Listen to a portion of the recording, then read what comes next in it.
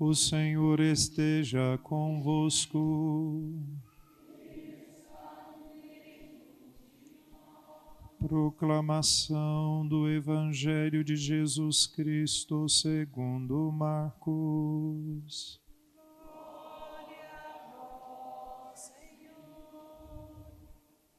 Naquele tempo, Jesus foi a Nazaré, sua terra, e seus discípulos o acompanharam. Quando chegou o sábado, começou a ensinar na sinagoga. Muitos que o escutavam ficavam admirados e diziam: de onde recebeu ele tudo isso? Como conseguiu tanta sabedoria? E esses grandes milagres que são realizados por suas mãos. Este homem não é o carpinteiro, filho de Maria, irmão de Tiago, de José, de Judas e de Simão?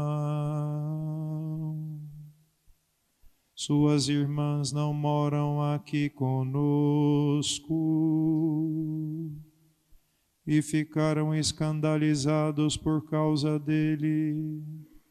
Jesus lhes dizia: um profeta só não é estimado em sua pátria, entre seus parentes e familiares. E ali não pôde fazer milagre algum, apenas curou alguns doentes, impondo-lhes as mãos, e admirou-se com a falta de fé deles. Jesus percorria os povoados das redondezas ensinando. Palavra da salvação.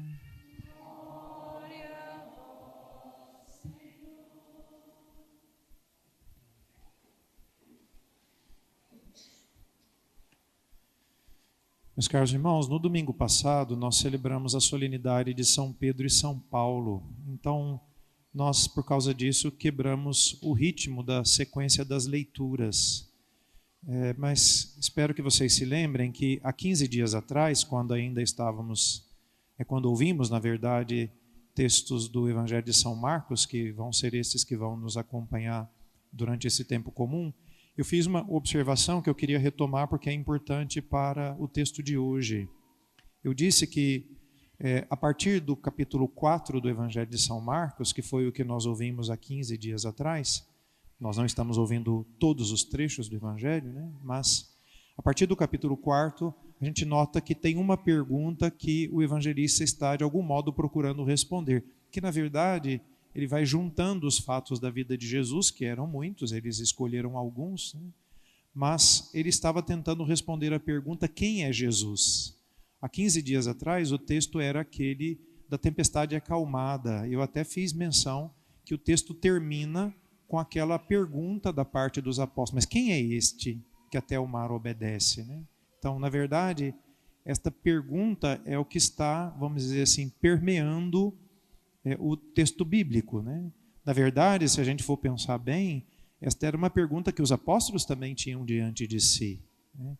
Aquela pergunta: quem é este que até o mar obedece? Na verdade, foi feita pelos apóstolos, porque eles ainda estavam conhecendo Jesus, estavam descobrindo quem era Cristo, né? E o texto de hoje é muito interessante porque esta mesma pergunta ela é feita de uma outra maneira. Então, Jesus, que estava pregando, né, na Galileia, ou seja, em torno daquele lago chamado Lago de Genezaré. Então, num determinado momento, ele vai à sua cidade natal, não cidade natal, melhor dizendo, porque tinha nascido em Belém, mas a cidade onde ele havia sido criado, né? Então, ele vai a Nazaré da Galileia, onde ele se tinha criado, e chega lá num dia de sábado, como era seu costume, e entra na sinagoga, porque os judeus que não moravam em Jerusalém, eles prestavam culto a Deus aos sábados, diferente daqueles que estavam em Jerusalém, nas sinagogas, que seriam mais ou menos, claro, não é literalmente a mesma coisa, mas seriam como as nossas igrejas, as nossas paróquias, né?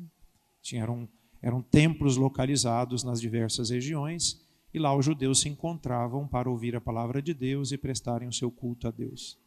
E Jesus, como sempre, lá certamente, a gente não sabe deste texto, mas dos outros, por exemplo, do Evangelho de São Lucas, a gente sabe que Jesus entra na sinagoga e ensina, ele fala alguma coisa.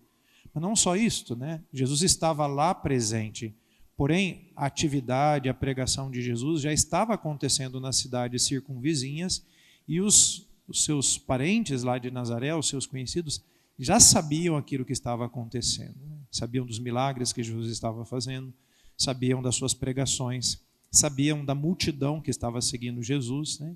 Inclusive, depois eles vão achar que Jesus estava louco, né? No texto de Lucas, eles vão achar que Jesus estava meio fora de si, inclusive levam Jesus para fora da cidade, querendo jogá-lo do precipício para matá-lo, né? Ou seja, eles sabiam muito bem o que estava acontecendo em torno da pessoa de Jesus.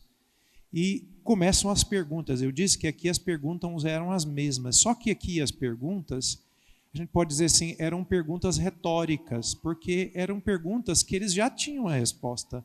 Ou a gente poderia dizer, na própria pergunta já está a resposta. Eles perguntam, mas não é esse o carpinteiro, né? Porque de fato eles sabiam, ele era o carpinteiro, filho de José, a profissão dele era aquela. Depois, mas não são as irmãs dele essas que estão aqui, né? Mas não é este o irmão do fulano de tal, né? É como quando a gente vê alguém que a gente já conhece, que a gente tem todas as informações, e ele faz uma coisa meio assim diferente, mas peraí, mas essa pessoa é aquela mesma que eu conhecia, né? Ou seja, de algum modo, a resposta sobre a pergunta quem é Jesus, aqueles homens já tinham, porque eles sabiam os dados, eu vou usar essa expressão, os dados aparentes da vida de Cristo. Eles sabiam quem era Jesus, quem era seu pai, quem era sua mãe, quem eram seus irmãos, onde Jesus morava, qual era a sua profissão. Estes dados aparentes, que são inclusive mais fáceis de ter, né? Estes dados, eles já tinham de Jesus. Mas aqui é muito importante, a pergunta que o Evangelho quer responder não é esta. A gente chama isso tecnicamente de dados anagráficos. Assim, a pergunta que o Evangelho quer responder não é quem era Jesus, seu pai, sua mãe, seu endereço, sua profissão. Não era isto, né? A pergunta diz respeito ao elemento mais pessoal de Jesus. Ou seja, quem é esta pessoa? E aqui é o problema dos nazarenos. Eles não conseguem passar destes elementos que são aparentemente visíveis da parte de Jesus. Ou seja, eles tinham todas essas informações, eles sabiam todas essas coisas, porém não conseguiam alcançar mais daquilo que era aparente, apesar de terem vivido 30 anos com Cristo. Isto é o que torna mais dramática esta situação. Aquelas pessoas que conviveram com Jesus por décadas, elas ainda não tinham compreendido a resposta sobre a sua identidade pessoal, quem ele era. Por isso que Jesus, ao final do texto de hoje, vai se admirar porque eles não tinham fé, né? Aqui é muito interessante, porque para ver Jesus bastavam os olhos. Para saber quem Jesus era, no sentido da sua profissão, seu pai, sua mãe, etc., bastariam as informações mais básicas e óbvias, vamos dizer assim, da vida de uma pessoa, né? Mas para alcançar mais profundamente quem era a pessoa de Jesus Cristo, isto precisava de outros olhos para ir para além do que as aparências mostravam, né? Ou seja, era preciso do dom da fé, da graça da fé, era preciso de olhar para além da humanidade de Cristo para alcançar justamente, como eu disse, a sua identidade pessoal, né? E aqui eu gostaria de dizer isto claramente, porque infelizmente, e sobretudo aqui no Brasil, onde a gente sofre uma influência enorme do espiritismo, e boa parte de nós aqui, ou pouco ou muito, é influenciado pela doutrina espírita, mesmo que não seja assim, que tenha estudado, mas como é muito presente no nosso meio, inclusive boa parte de nós cristãos católicos tem familiares, ou é casado, ou acha bonito o trabalho dos espíritas, não estou falando mal deles, não é isso que estou em questão, mas por que eu estou chamando a atenção para isso, né? Porque paira sobre nós uma visão de Jesus meio como a dos espíritas, uma espécie assim de espírito evoluído que está no nosso meio para nos ajudar, né? Eu já escutei isso de muitos católicos, muitos. Por isso eu não estou falando assim só de uma teoria, não, né?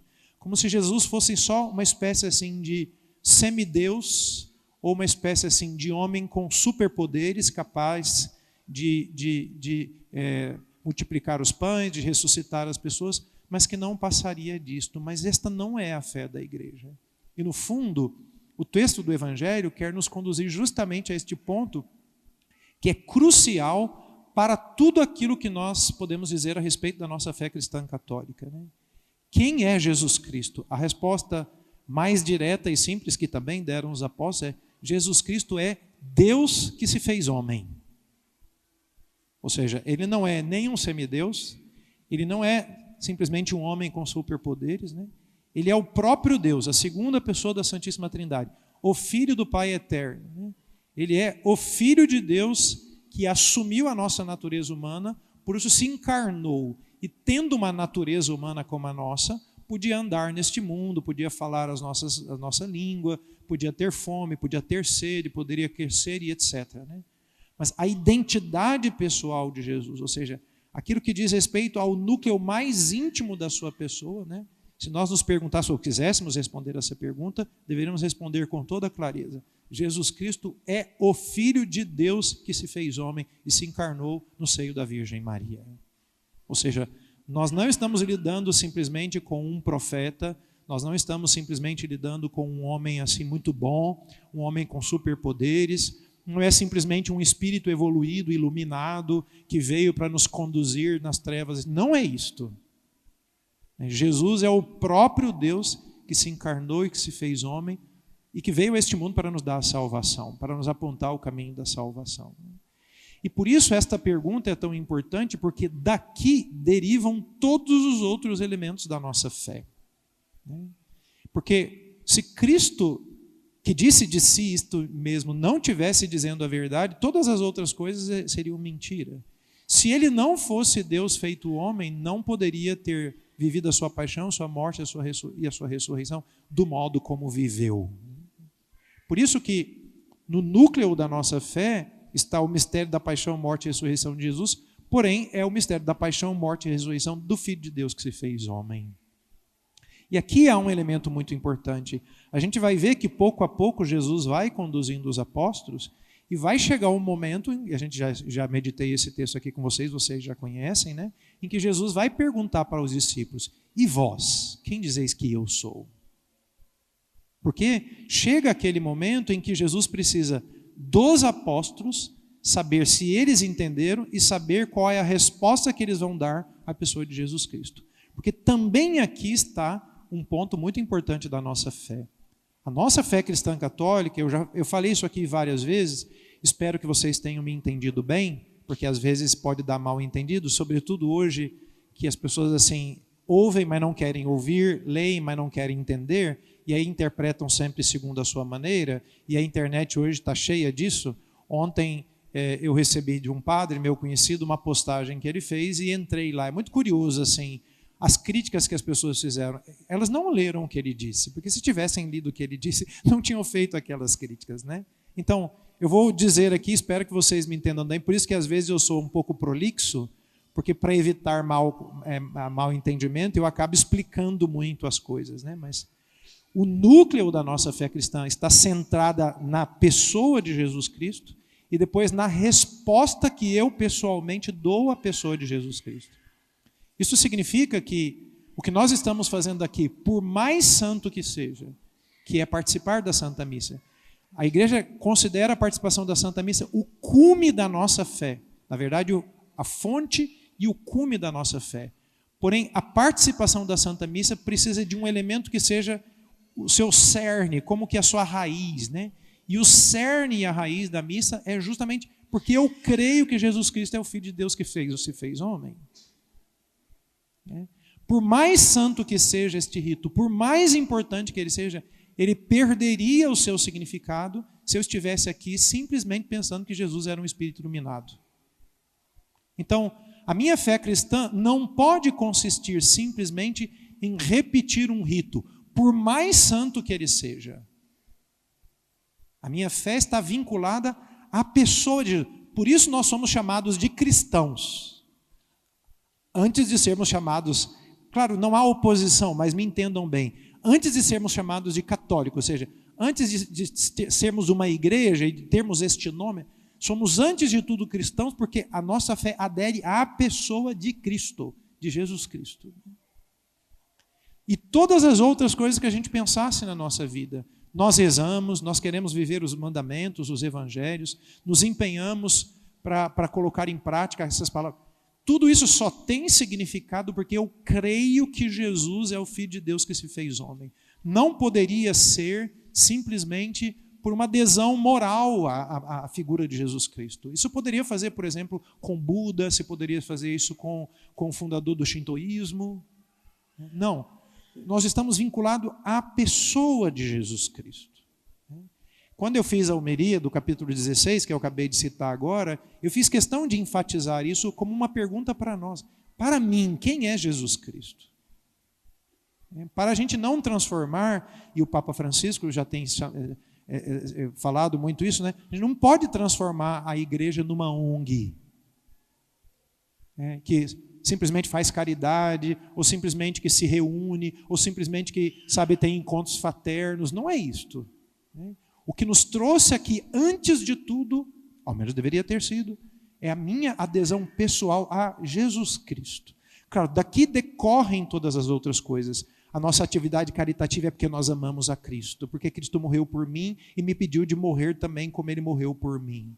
Nós nos encontramos como irmãos porque Ele disse, amai-vos uns aos outros como eu vos amei. Mas tudo decorre deste núcleo central que é a pessoa de Jesus Cristo.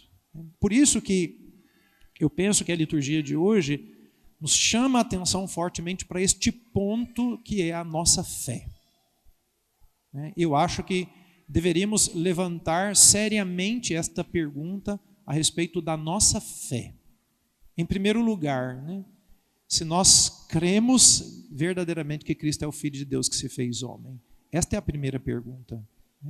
E aqui, cuidado com respostas muito rápidas. Porque às vezes a gente tem mania, para não ter que enfrentar a seriedade da pergunta ou a miséria da resposta que a gente já tem, a gente faz muito breve. Não, Jesus Cristo é... Eu gosto quando as pessoas perguntam, quem é Jesus Cristo? Jesus Cristo é tudo para mim. Esse é o tipo de resposta que a pessoa nem pensou para falar, que ela está querendo falar, entendeu? Não. Quem é Cristo para mim? Eu realmente acredito que Jesus é o Filho de Deus que se fez homem. Porque não basta estar aqui, lembra, os nazarenos ficaram 30 anos com Jesus e não acreditavam. Eu posso ter 70 anos de igreja e achar que ele é um espírito iluminado, porque eu já encontrei pessoas assim. Então, quem é Cristo para mim? Qual a fé que eu tenho em Jesus Cristo? E depois, qual é a adesão pessoal que eu faço a esta pessoa que é Jesus? Quando eu falo da minha fé como cristão católico, é fé em quê? Ou a gente poderia dizer, é fé em quem? É no padre? São só nos ritos? Ou numa repetição tradicional familiar de coisas? Ou eu estou realmente entrando neste contato com Jesus e respondendo a Ele? E aí é muito bonito porque isso é uma coisa muito forte, Imagina, Jesus enfrentou aquela situação lá com seus concidadãos, Mas apesar deles não terem fé, o texto termina dizendo que Jesus continuava ensinando. Por quê? Porque como o profeta da primeira leitura, Deus sempre, mesmo que o povo tivesse dificuldade de crer, continuou enviando, e de novo, enviando de novo mais uma vez, alguém que proclamasse a sua palavra para nos dar a possibilidade de chegarmos a este momento da fé. Por isso eu queria fazer 2 indicações práticas para vocês hoje. Em primeiro lugar, passem a ser profetas de si mesmos. Quem eram os profetas? Estes homens que anunciavam a palavra de Deus para justamente chamarem as pessoas a uma resposta de fé. A gente precisa ouvir mais a palavra de Deus, deixar com que esta palavra como uma verdadeira luz ilumine o nosso coração, ilumine a nossa inteligência, né? Que esta palavra nos ajude a chegar a este encontro vivo e pessoal com Jesus Cristo, que nos permita dar a nossa resposta de fé. Então, isto é muito, muito, muito importante. Nós não vamos conhecer a Cristo e dar uma resposta de fé a Ele assim, né, de qualquer jeito. Devemos procurá-lo. E é muito importante isto, porque Ele nos dá a liberdade de procurá-lo ou de não procurá-lo, porque não pode impor-se sobre nós. Não pode impor-nos a amá-lo, né? Por isso, Ele se dá a conhecer a quem livremente o procura. E por isso a gente tem que procurar, né? A gente tem que proclamar para si mesmo esta palavra quantas vezes forem necessárias. Esta é a primeira coisa.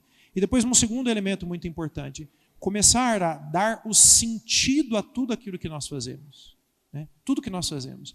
Participar da missa, rezar, fazer caridade, né? Nós temos que colocar isso tudo no horizonte verdadeiramente cristão, que é resposta pessoal a Cristo.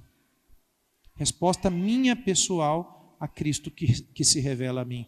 Oxalá a gente fizesse e renovasse constantemente esse encontro, e não só isso, né, mas que ele estivesse de fato no fundamento da nossa experiência de fé. Louvado seja o nosso Senhor Jesus Cristo.